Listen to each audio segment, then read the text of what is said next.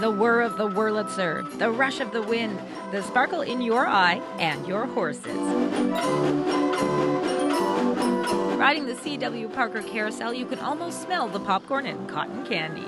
I think that, the first thing that really gets people is the lights and the motion and the size of the horses. But once you've been on there and you look a little bit deeper, you realize that each horse is really a unique work of art and that you're on a 100-year-old machine. And I think ultimately that's the thing that makes it really special.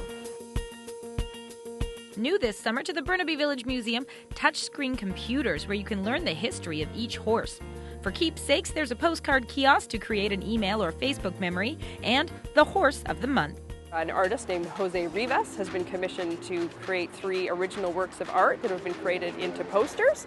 Each month there's a poster featuring a different horse, and that's free for people who ride the carousel.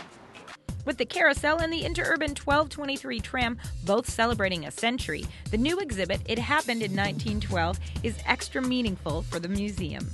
1912 was a busy year throughout North America. So it gives us a chance to look back and see what was the same, what was different, and how that year really laid the foundation for our community. Back in 1912, there were cars and jitneys, which were like cabs if you could afford it. There were horse and buggies, there were bicycles, and of course people traveled on foot. But the tram for public transit was really the way to go, just like today's SkyTrain. In Stride Studio, photographs, maps, and artifacts explore how North Burnaby went from forest to suburb in the blink of an eye. We're looking back at Burnaby 100 years ago. In 1910, Burnaby's population was about 3,500 people, and by 1912 it was 15,000. So in 1912, I had to live in a tent? Well, not necessarily. A lot of the suburban settlers who came to Burnaby in 1912 had to build their own homes on a partially cleared lot. So many of them lived in a tent while they built their house. And once that house was built, you could focus on matters of the heart.